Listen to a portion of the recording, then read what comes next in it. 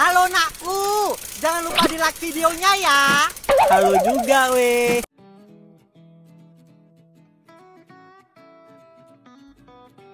Ayo membaca. Dayu senang membaca. Kali ini ia membaca sebuah dongeng. Apakah kamu ingin tahu isi dongengnya? Bacalah dongeng di bawah ini dengan nyaring dan lafal yang tepat. Pohon apel yang tulus. Dahulu kala, ada sebuah pohon apel besar. Ada seorang anak laki-laki bermain di sekitar pohon itu. Dia sangat menyayangi pohon itu. Pohon itu juga senang bermain bersamanya. Waktu berlalu, anak laki-laki itu tumbuh dewasa. Suatu hari, ia datang kembali. Pohon apel menyambutnya dengan gembira. Ayo, bermainlah bersamaku, ajak si pohon apel. Aku tak punya waktu untuk bermain. Kami membutuhkan rumah untuk tempat tinggal. Bisakah kau membantuku? Kamu boleh memotong cabang-cabang pohonku ini untuk membangun rumahmu.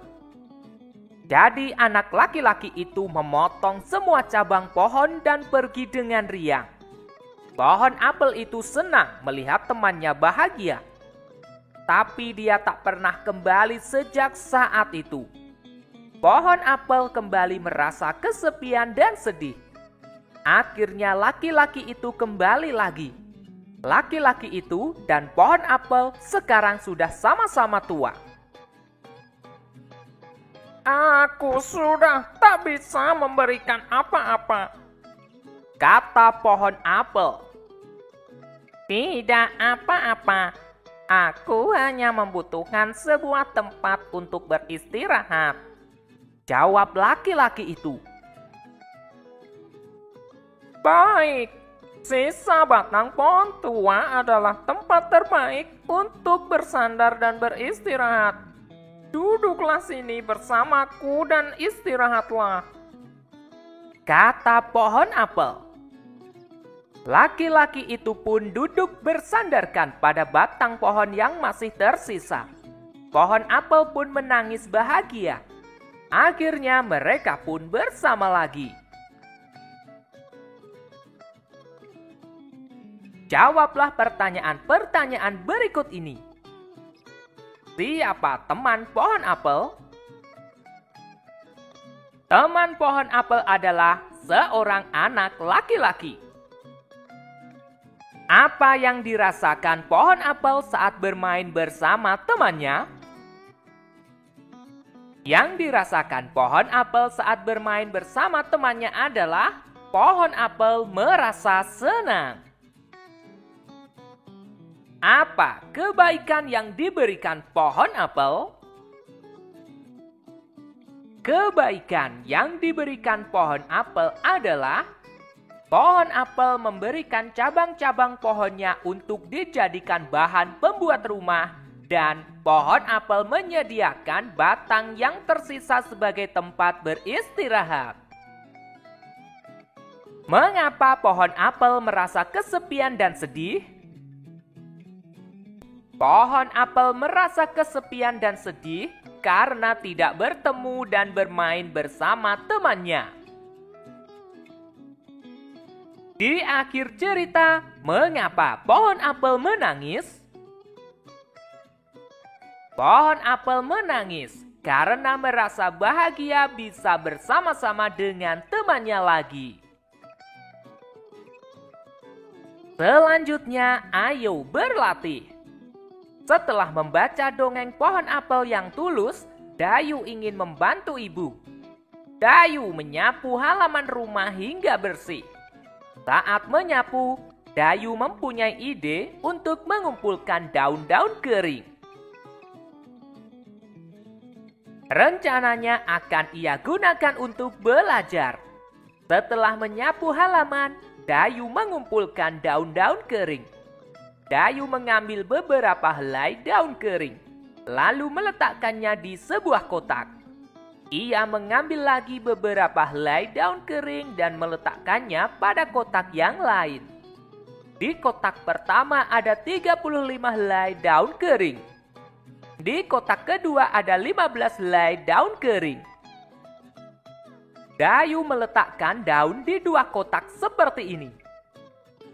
Dayu menghitung semua daun kering.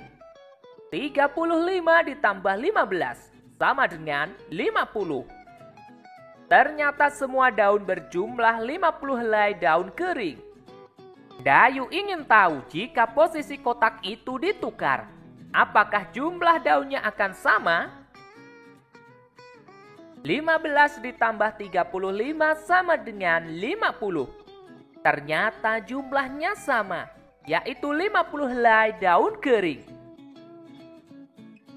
35 ditambah 15 sama dengan 50.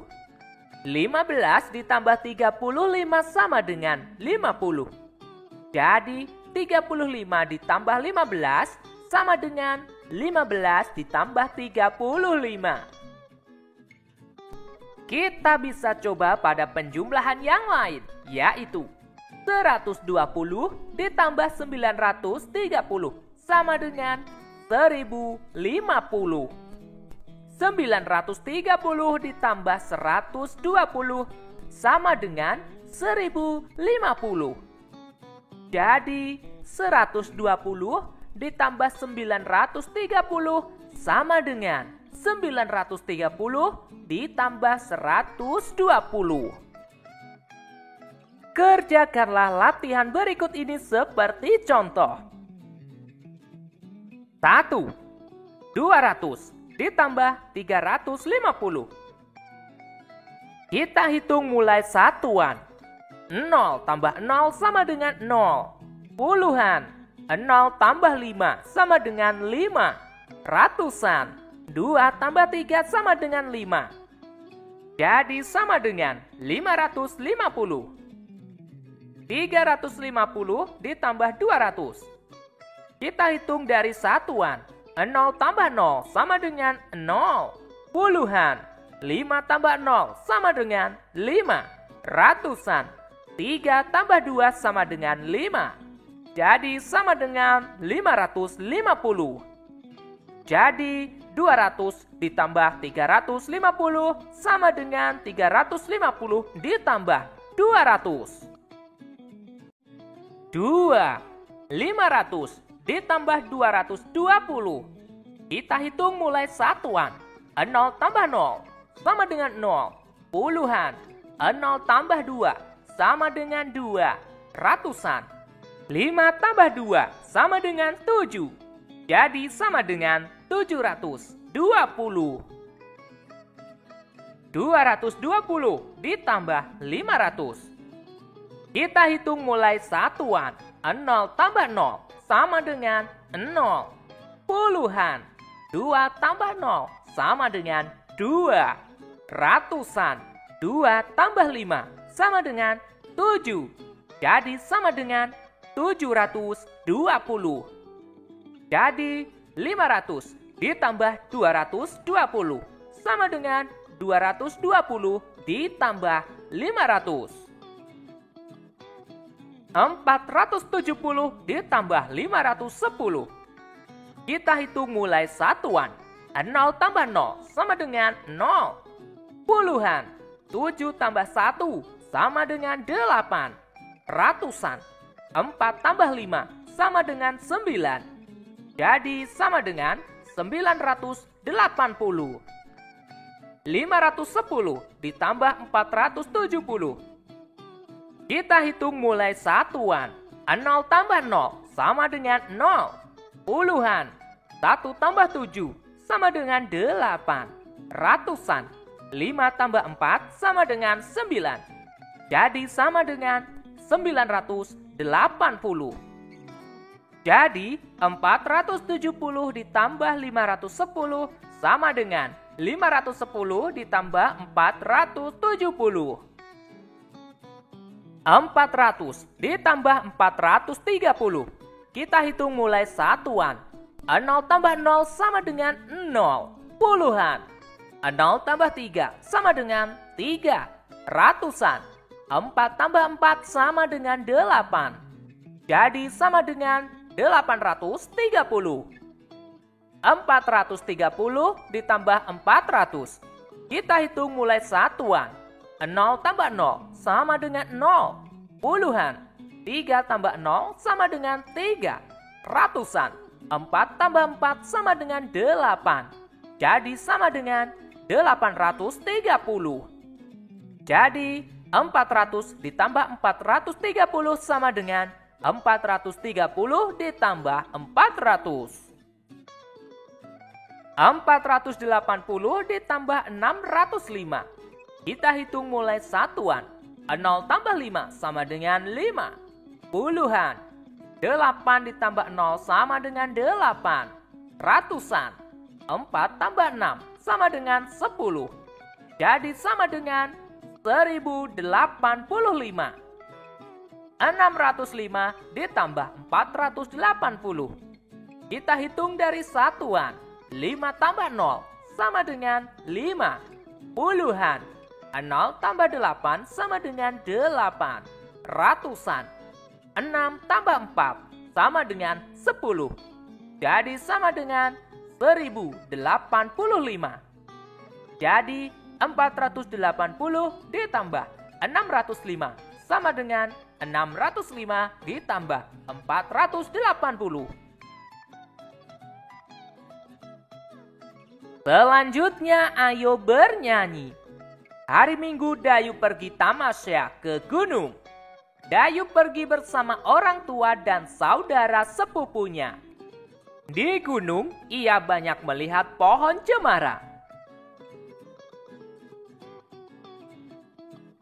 Pernahkah kalian melihat pohon cemara? Cemara memiliki banyak manfaat bagi manusia. Salah satunya kayu cemara digunakan untuk membuat perabot rumah tangga. Dayu dan sepupunya bernyanyi lagu cemara selama di perjalanan.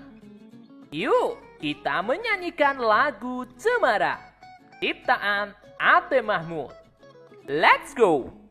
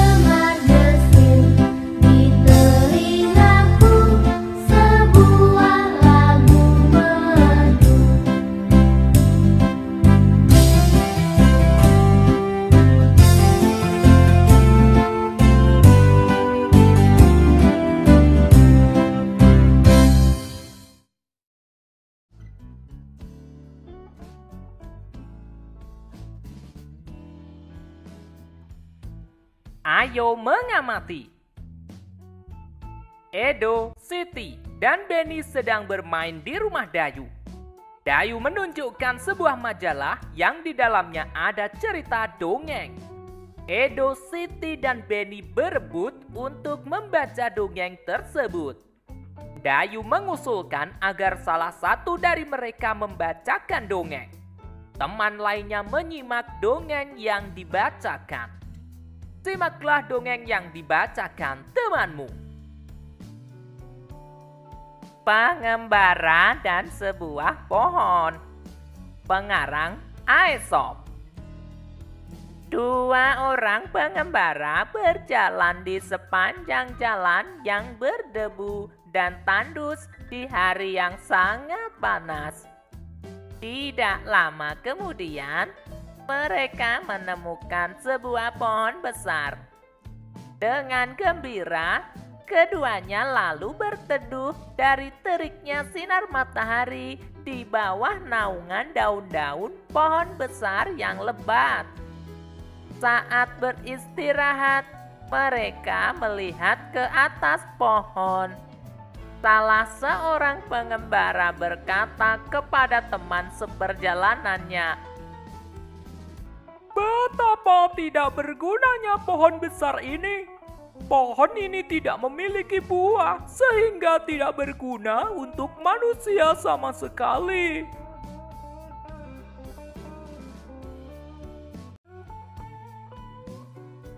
Pohon besar tersebut lalu berkata, "Kamu manusia yang tidak tahu berterima kasih." Pohon itu berkata lagi, "Kamu datang dan bernaung di bawah daun-daunku. Kamu menikmati teduhnya perlindungan cabang dan daunku. Kamu masih menyebutku tidak berguna sama sekali?" Sekarang ayo bercerita. Tuhan menciptakan makhluk hidup dengan tujuan tertentu. Setiap makhluk hidup bermanfaat untuk makhluk hidup lainnya. Tumbuhan bermanfaat untuk manusia. Hewan juga memiliki banyak manfaat untuk manusia. Bagaimanakah sikap manusia terhadap tumbuhan dan binatang? Sikap manusia terhadap tumbuhan dan binatang adalah bersyukur karena tumbuhan dan binatang sangat bermanfaat bagi manusia. Manusia juga harus selalu melestarikan keberadaan tumbuhan dan binatang. Ceritakanlah pesan yang terkandung pada dongeng pengembara dan sebuah pohon.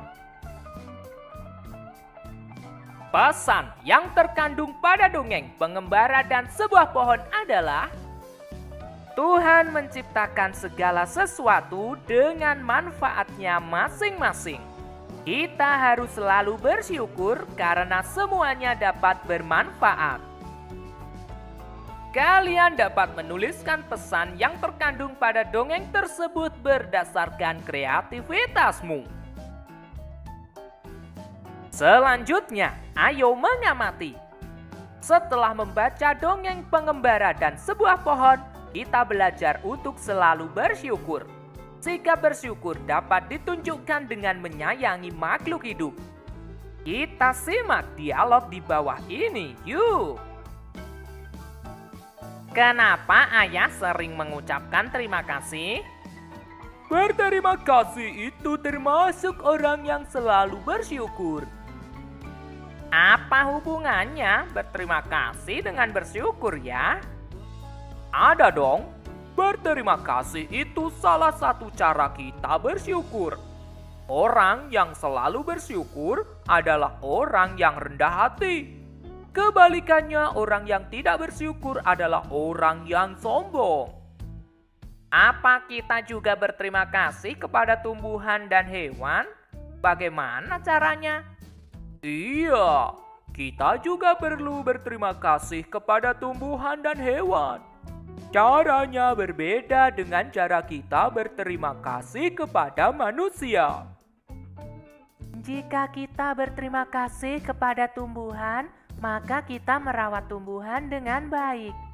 tumbuhan diberi air, pupuk, dan sinar matahari yang cukup. Kita juga tidak memetik bunga dan daun-daun sembarangan. Bagaimana cara berterima kasih kepada hewan? Cara berterima kasih kepada hewan yaitu dengan menyayangi hewan. Kita memberi makan atau minum hewan-hewan. Kita tidak menyiksa hewan. Orang yang pandai bersyukur akan disukai teman-teman. Tuhan juga mencintai orang yang pandai bersyukur.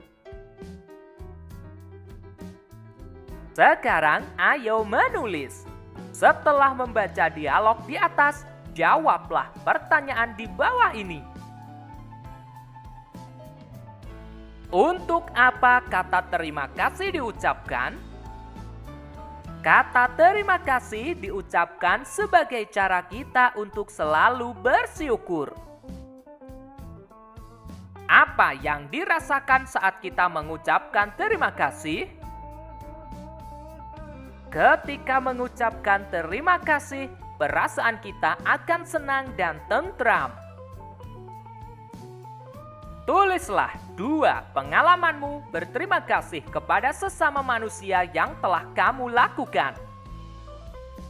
Silahkan kalian tuliskan pengalamanmu dalam berterima kasih kepada sesama manusia yang telah kamu lakukan.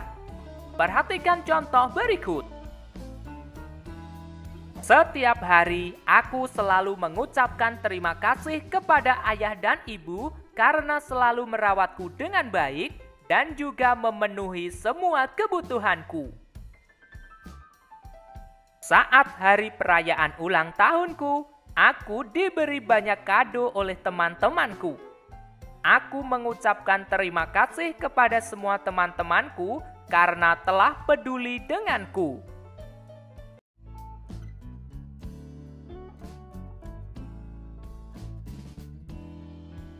Ayo bernyanyi. Di samping rumah Dayu banyak tumbuh pohon tomat. Ibu Dayu senang bercocok tanam. Dayu sering membantu ibu merawat pohon tomat. Saat merawat tanaman tomat, Dayu bernyanyi lagu tomat. Pohon tomat mulai berbuah. Pohon tomat muda berwarna hijau. Jika sudah masak, warnanya menjadi merah. Buah tomat banyak manfaatnya. Buah tomat mengandung vitamin C yang sangat berguna bagi tubuh.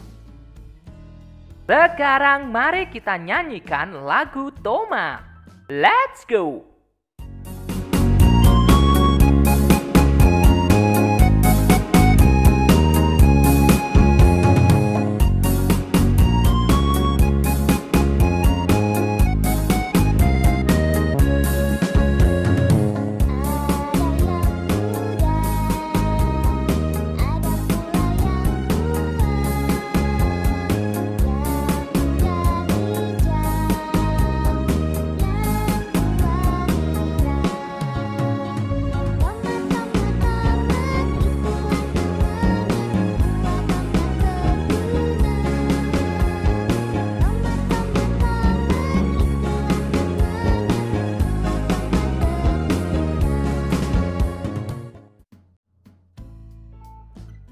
Selanjutnya, ayo bercerita.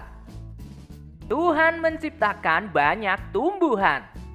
Kita harus mensyukuri anugerah yang diberikan Tuhan. Semuanya dapat dimanfaatkan untuk kebutuhan manusia. Tumbuhan yang semua bagiannya dapat berguna yaitu pohon kelapa. Tahukah kamu asal mula buah kelapa? Bacalah dongeng tentang pohon kelapa di bawah ini. Setelah kalian membacanya, ceritakanlah kembali isi dongeng tersebut. Asal mula buah kelapa. Seorang laki-laki mendaki gunung yang tinggi. Ia ingin mengunjungi penyihir sakti. Penyihir sakti mempersilahkan laki-laki itu masuk ke pondoknya. Wahai penyihir sakti, ada sesuatu yang ingin kumohon darimu, kata laki-laki itu sambil menunduk dengan hormat. Aku ingin diberi sesuatu olehmu, agar aku menjadi seseorang yang sangat berguna bagi setiap orang.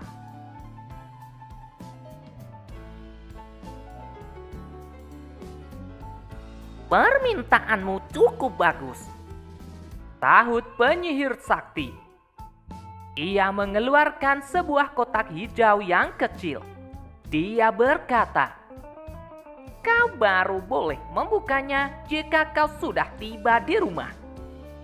Laki-laki itu menerima kotak hijau tersebut dengan perasaan gembira. Setelah mengucapkan terima kasih, dia berjalan menuruni gunung. Di tengah perjalanan dia tergoda untuk membuka kotak hijau itu. Ia ingin melihat apa isinya, namun ia tidak jadi membukanya. Saat ia ingat pada pesan penyihir sakti. Ketika tiba di kaki gunung, lagi-lagi dia tergoda, ingin melihat isi kotak hijau tersebut. Ia lalu membuka kotak hijau itu. Tiba-tiba laki-laki itu berubah menjadi pohon yang daunnya panjang dan buahnya besar-besar. Terdengar suara penyihir sakti dari puncak gunung. "Karena kau tak mematuhi kata-kataku, kau berubah menjadi pohon kelapa. Namun permohonanmu tetap terkabul. Kau sangat berguna. Tiap bagian darimu berguna bagi manusia. Daunmu, buahmu, dan batangmu dapat dimanfaatkan manusia." Sejak saat itu, pohon kelapa cepat berkembang biak, sehingga bisa dijumpai di mana-mana. Orang menghargai pohon kelapa karena banyak gunanya. Sekarang ayo menulis. Apa pesan yang terdapat pada dongeng asal mula buah kelapa? Ayo tuliskan pada kolom di bawah ini. Perhatikan contoh berikut. Pesan yang terdapat pada dongeng asal mula buah kelapa adalah: jika kita sudah membuat perjanjian dengan seseorang, maka kita harus menepatinya. Kalian dapat menuliskan pesan yang lain yang terdapat pada dongeng tersebut sesuai dengan kreativitasmu. Sekarang ayo berlatih. Dayu mengunjungi pamannya, seorang petani kelapa. Dayu melihat panen kelapa di kebun pamannya. Terdapat banyak mobil truk akan mengangkut buah kelapa ke kota. Seorang pekerja menghitung buah kelapa di truk pertama sebanyak 425 butir. Di truk kedua ada 590 butir buah kelapa. 425 ditambah 590 sama dengan 1015. Jika posisi gambar truk diubah seperti ini, maka menjadi 590 ditambah 425 sama dengan 1015. Ternyata jumlah buah kelapa tetap sama meskipun posisinya kita ubah. 425 ditambah 590 hasilnya sama dengan 590 ditambah 425. Sekarang giliranmu mengerjakan latihan berikut ini. 1. 535 ditambah 400 sama dengan 400 ditambah 535. 2. 275 ditambah 360 sama dengan 360 ditambah 275. 3. 455 ditambah 285 sama dengan 285 ditambah 455. 180 ditambah 700 sama dengan 700 ditambah 180. 220 ditambah 630 sama dengan 630 ditambah 220. 500 ditambah 270 sama dengan 270 ditambah 500. 600 ditambah 170 sama dengan 170 ditambah 600. 380 ditambah 370 sama dengan 370 ditambah 380. 240 ditambah 270 sama dengan 270 ditambah 240. 410 ditambah 250 sama dengan 250 ditambah 410.